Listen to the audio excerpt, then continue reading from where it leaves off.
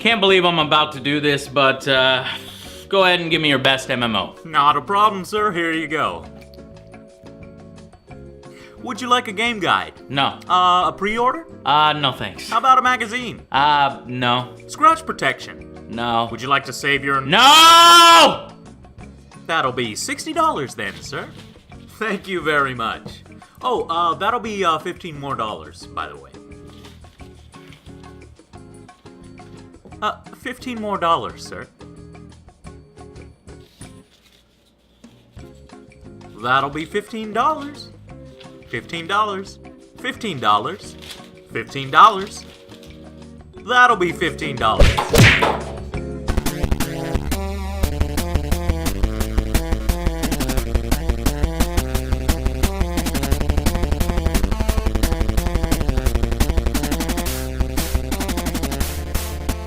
The most important thing in an MMO is not the story, it's not the voiceovers, it's not the graphics or the cinematics. It's the gameplay, as it's what you're gonna be doing for hours and hours and hours on end. If the gameplay is stale and boring, you're not gonna wanna keep playing. Oh sure, sometimes you might force yourself through the grind like a zombie just to get your money's worth of the subscription that you know you're paying monthly. But why? Stop it! You don't need to do that. Instead, how about a game that never feels like a fucking chore? Guild Wars 2 eliminates a lot of those old MMO barriers that prevented people like me from getting into MMOs. You know, I could never really put my finger on why it was that I just couldn't get into Star Wars The Old Republic as much as I wanted to. And believe me, I wanted to. I'll never join you, Darth Joe! I said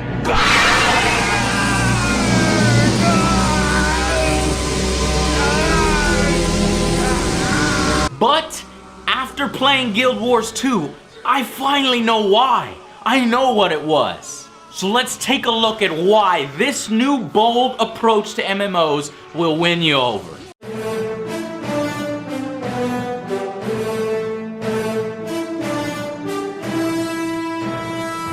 First off, it eliminates fetch quests and backtracking. Two things that sucked in MMOs. You don't talk with an NPC, then go do the quest, and then backtrack all the way back to wherever that NPC is. That's busy work. In Guild Wars 2, quests appear as hearts on the map. And once you're there, you could talk with a few people if you wish, or you could just start the activity right away. Also, there are usually a number of activities within the single quest, making it feel varied so you're not doing the same thing over and over and over, which is boring, like killing 3 rats and you're done. No. So what are we supposed to do now? Alright, we're gonna need to catch a bunch of frogs and then put them in this juicer here and squeeze the juices out of them so we can create these potions to throw at poachers who are trying to steal these eggs from the brood mother here. Oh shit. Wow, chicka, wow, wow, chicka, wow, wow.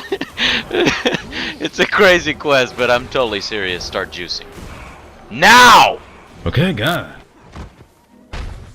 On a single quest, you could be repairing defensive fortifications, splashing water on lazy soldiers, and fighting off creatures as they try to attack very important cattle. There's some really fun and creative stuff here too, like launching yourself out from a catapult, or stealing food from bunnies to give to the bunny spirit as they try to stop you. Oh, this is so heavy. Oh, hey, look, there's a bunny. Hey there, little guy. What? Oh, There's a bunny. Cute. You do. No!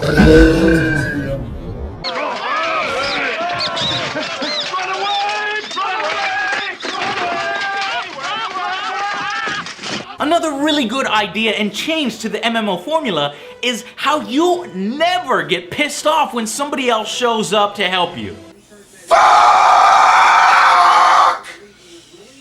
This game eliminates camping. That's when you see people standing around waiting for things to spawn, and if you just so happen to walk over at that moment and hit it first, then oh shit, you better be prepared for a fucking shitstorm of profanity and freaking death wishes coming your way. Princess! Princess!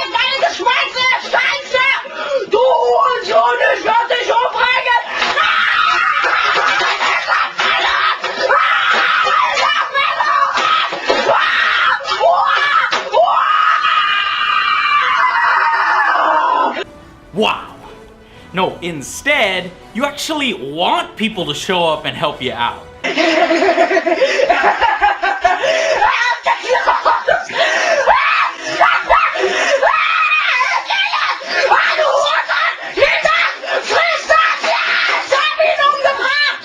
Which is fucking huge!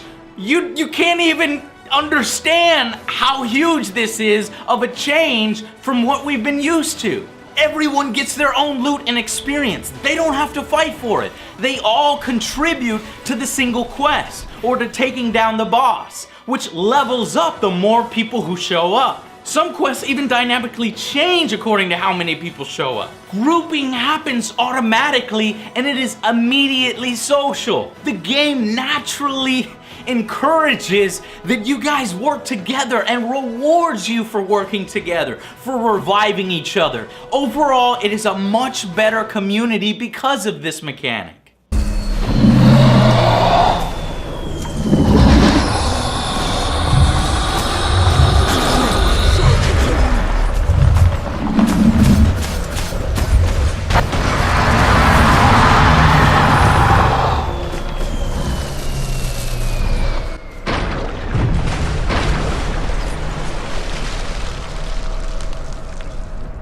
That was a really awesome battle. That was cool, guys.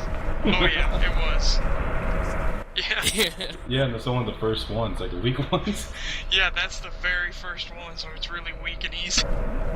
World events randomly spawn throughout the map, which can take players on a multi-mission objective that can end with a boss where like 30 or 40 of you are trying to take them down together. After which, the world is changed in a small way to make it feel as if you were actually doing something, that you accomplished something. It simulates that great feeling of discovery and exploration that is present in more single-player focused games like Skyrim.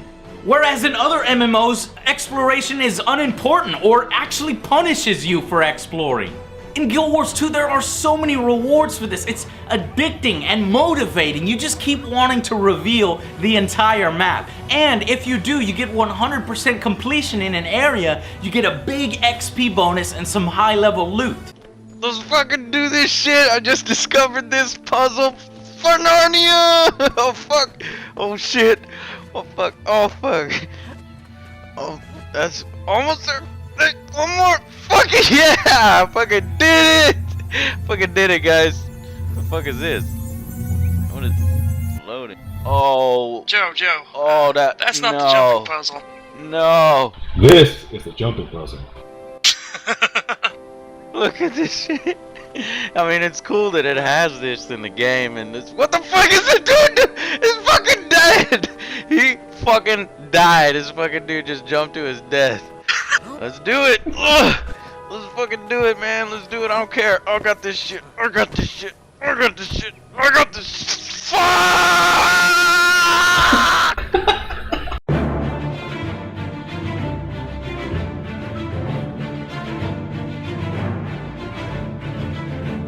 But in my opinion, one of the biggest and most superior changes or differences in Guild Wars 2 is how your skills are tied to the weapon your character has equipped. These skills are even different depending on the type of profession that you are. So a warrior wielding that greatsword will have a completely different set of skills than, say, a mesmer or a guardian. Finding the ones you like best will help you pick your class, and every class does play and feel differently.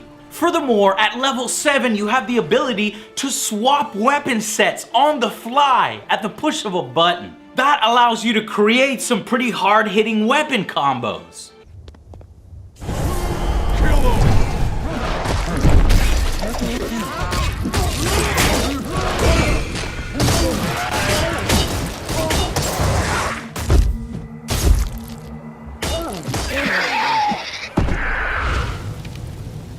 And the game handles the idea of dual wielding better than any other game in its genre.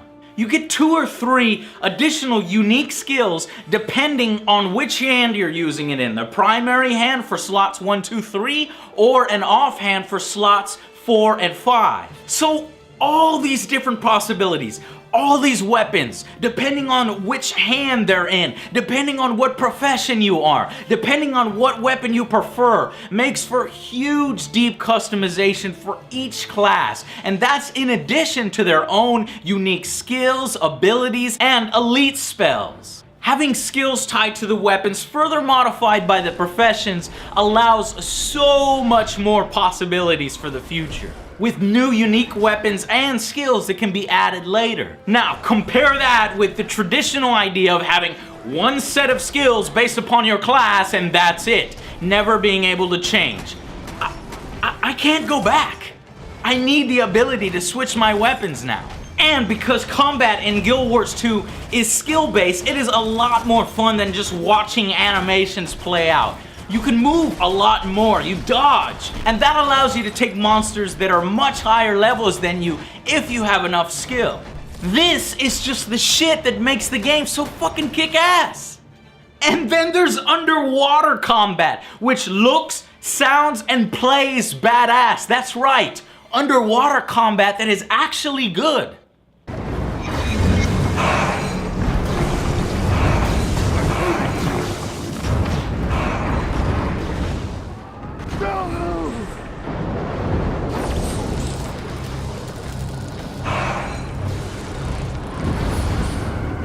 The gameplay in Guild Wars 2 is its biggest strength, that's for sure. But it doesn't end there. The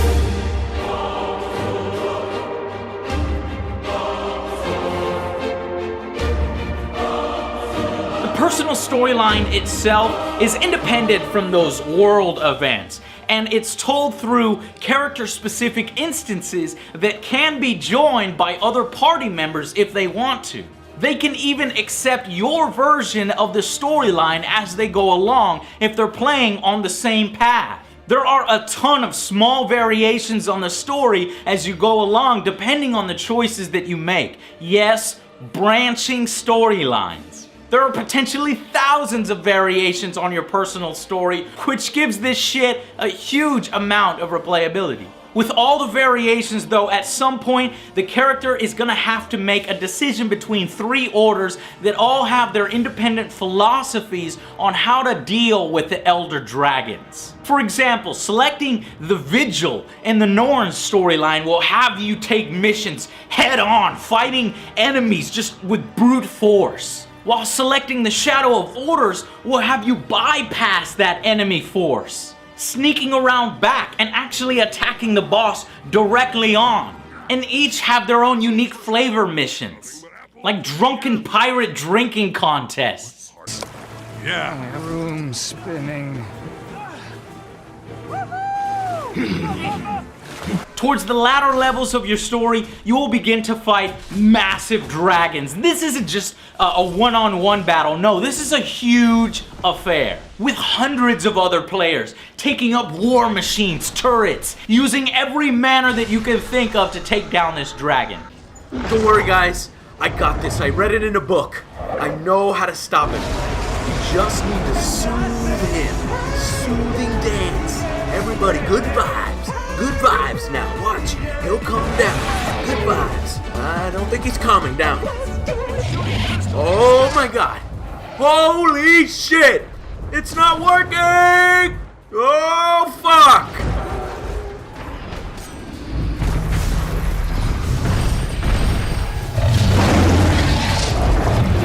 Everybody run!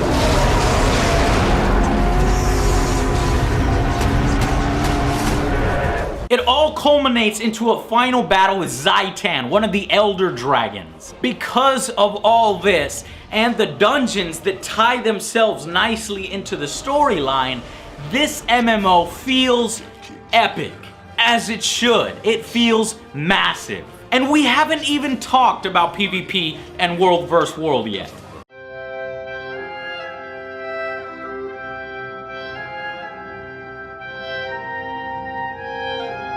There are all of these great changes and things that they add to the game, yet they still manage to have time to put in the little details, which help to bring the game to life, like every item in the game having its own set of weapon skills. They also included a rally system, which allows you to recover after death in both PvE and PvP.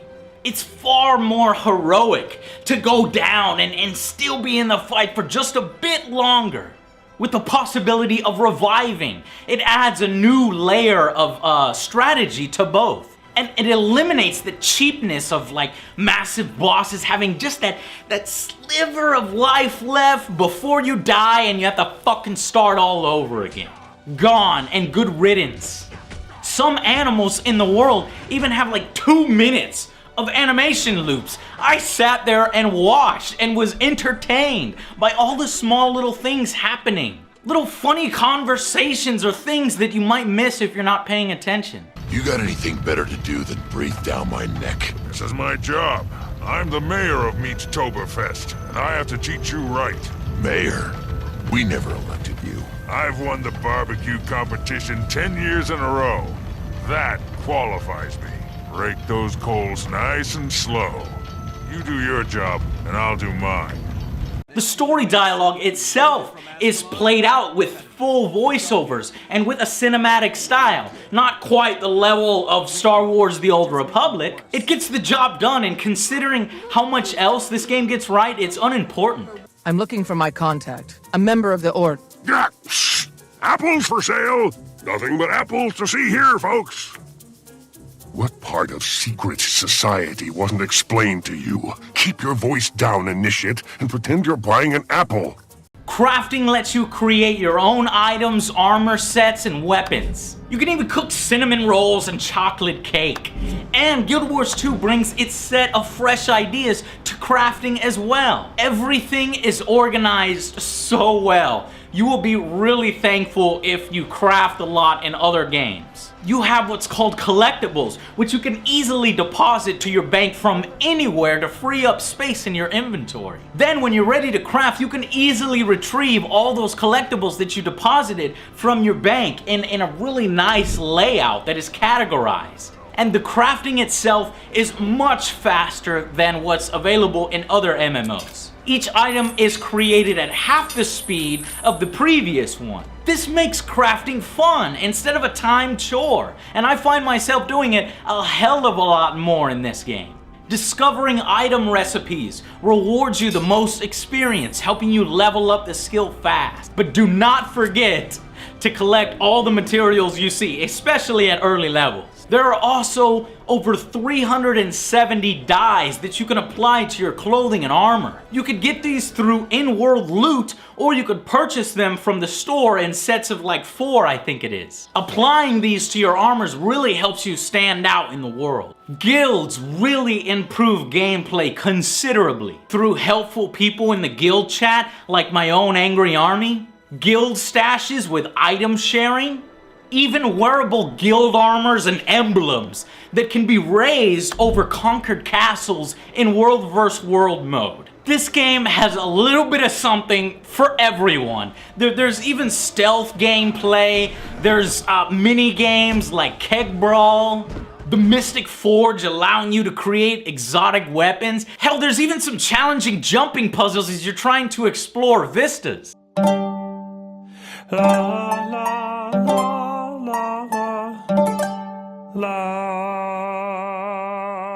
The music. I have to talk about the music. This music is as beautiful as the mosaic-like art design in the game. Both combine to sell the world of Tyria to you. Jeremy Soule is a genius. I even play his tracks when I'm not even playing the damn game in my car as I drive. That is my epic soundtrack. That's the soundtrack to my life. They are absolutely beautiful and they are just perfect for each other.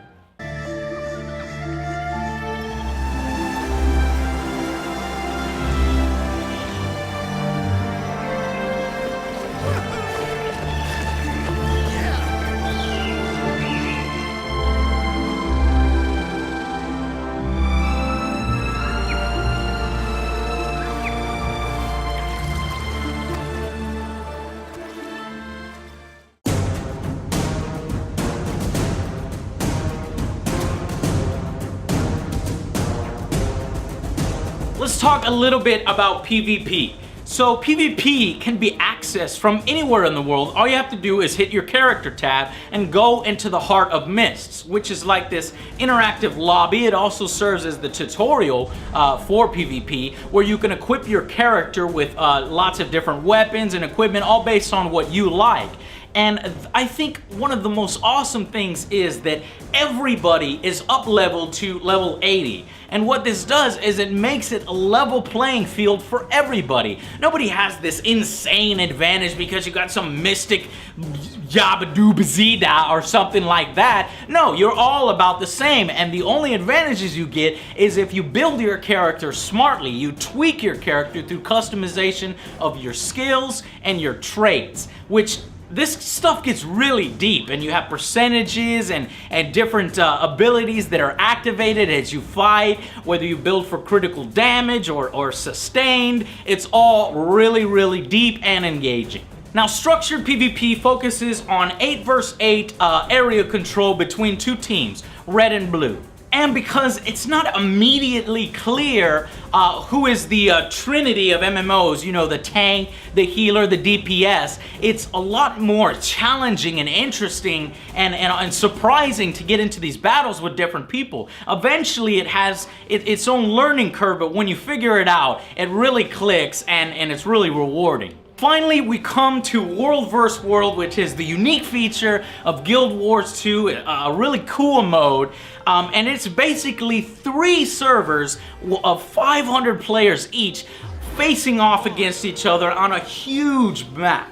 You've got mini dungeons underground, and players can besiege structures like keeps, towers, castles, all with siege weaponry, like trebuchets, catapults, battering rams. And I see a lot of people making the mistake in World vs. World just attacking the door of a castle, which is going to take you a really long time. You have to be smart and bring siege weapons to the battle, like a battering ram or a catapult or trebuchet. You also battle over resources, which helps you to build these different things. And wins in this mode reward you and your server.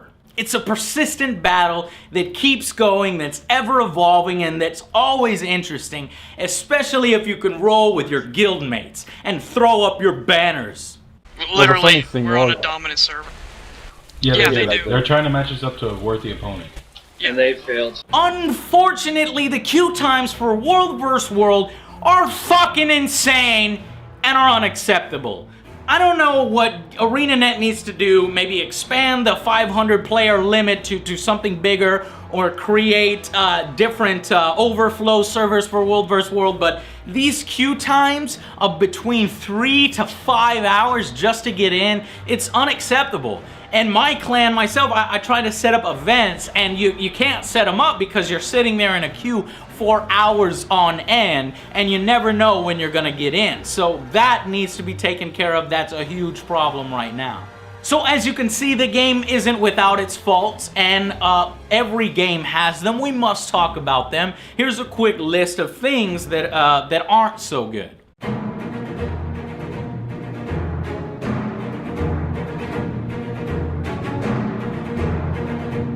There's no party queuing in structured PvP, which makes grouping and playing with your friends kind of difficult. Also, there is no trading system. Why? Instead, you have to mail each other items, so if you're looking to trade with somebody, good luck, because you might send them an item and then get something completely different back or nothing back. You're kind of screwed. I don't understand that choice. There could also be better character customization, like more faces and more armor sets and variation at the lower levels. It's gonna seem to me like you're rolling around in the same armor set until about higher levels, about level 30 or plus is when things start opening up, but there needs to be more armors and stuff for lower levels to make it fun. I ended up having to buy a skin, which was cheap, and I was more than happy to because I was really enjoying the rest of the game, and there's no monthly fee, so I bought a skin, but I think there needs to be more armors for lower levels. The game's dungeons at the moment also need some serious balancing because the armor and the loot that you get as you go along isn't really up to par, by the end of my first dungeon, our faces were just melted off. We were literally naked. Our armor had imploded, and we were naked.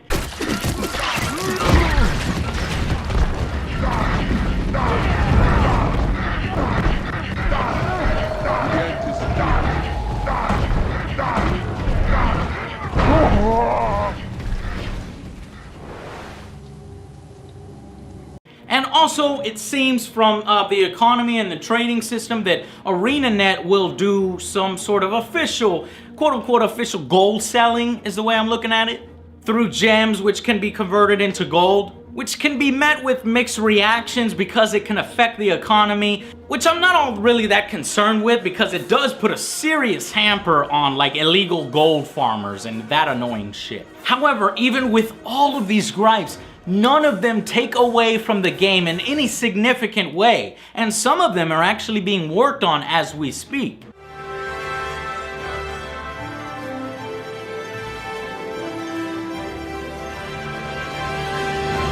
So, in review, ultimately, the amount of content for $60, what you get here for your money, is absolutely insane. The world is massive. It has to be at least 3 times bigger than like Skyrim or Oblivion. And that's just single player. For endgame content, you have structured PvP, you have tournaments, you have 8 different dungeons in the world.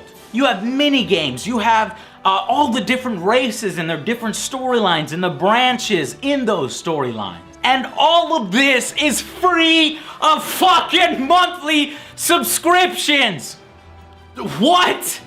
All of it is free of monthly subscriptions. You pay $60 once for Guild Wars 2, and that shit is yours.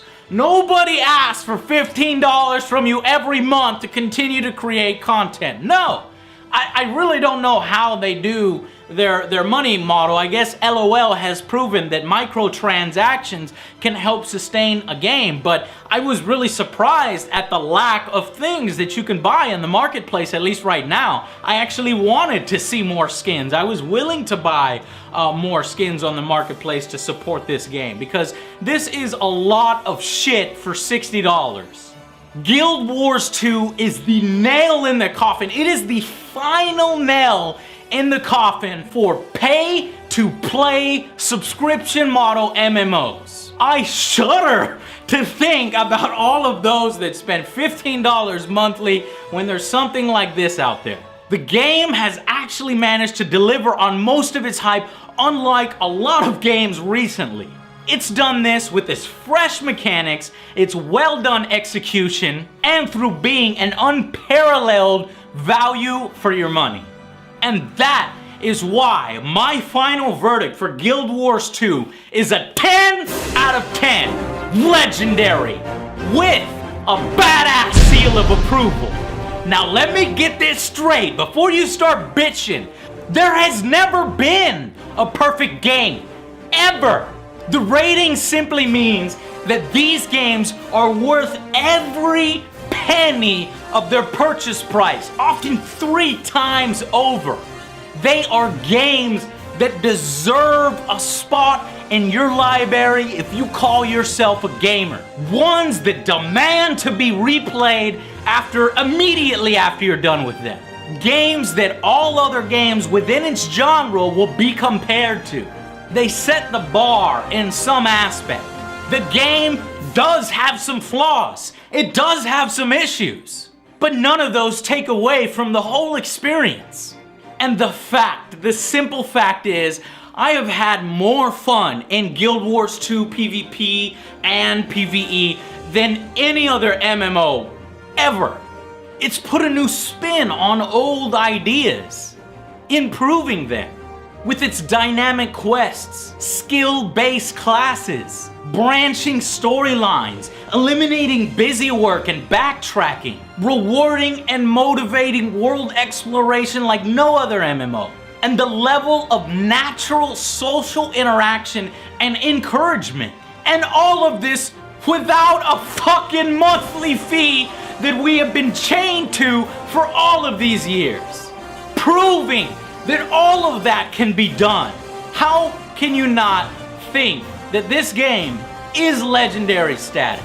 Go out and get this game right now and join us. It's not like a 5-man party. It's like a big ass party. The whole game is a big ass party. Until then, I'll see you guys on the next Angry Joe Show and on the eternal battlefields with the Angry Army.